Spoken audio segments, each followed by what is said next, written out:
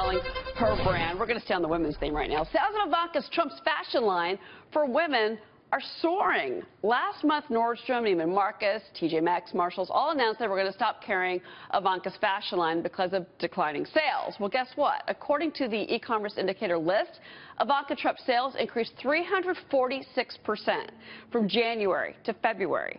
President Trump, you remember, criticized the stores for removing his daughter's products, and his aide, Kellyanne Conway, was also later criticized for telling people to buy her products.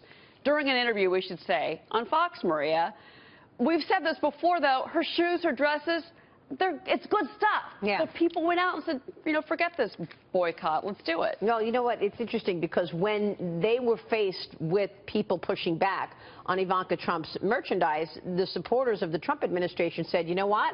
Let's double down and buy this stuff. Yeah. They pushed back. Yeah. And it worked. It helped. Yeah.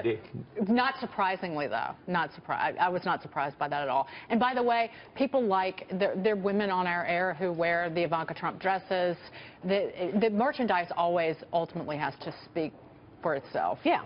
Absolutely. And people like her products, her shoes and her dresses. So do you think it was more about the quality and she just has good products, or do you think people just got mad at companies like Nordstrom and said, I'm going to go buy something right now? Yeah, I don't think if she was selling bird feeders, I just don't think that there would be just the sweeping demand.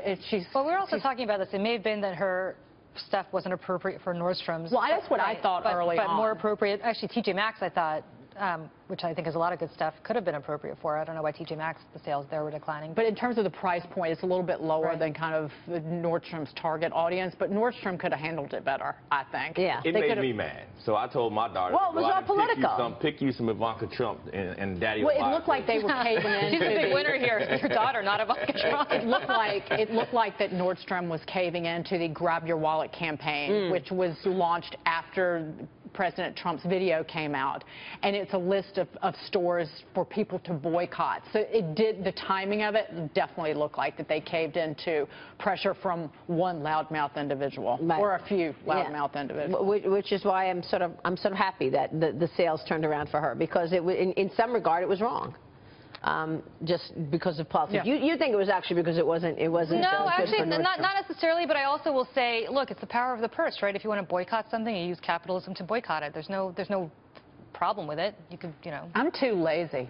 I'm just like I'm going to not go to the store. I'm like, if I like the coffee there, I'm going to drink the coffee there. Pretty much. Absolutely.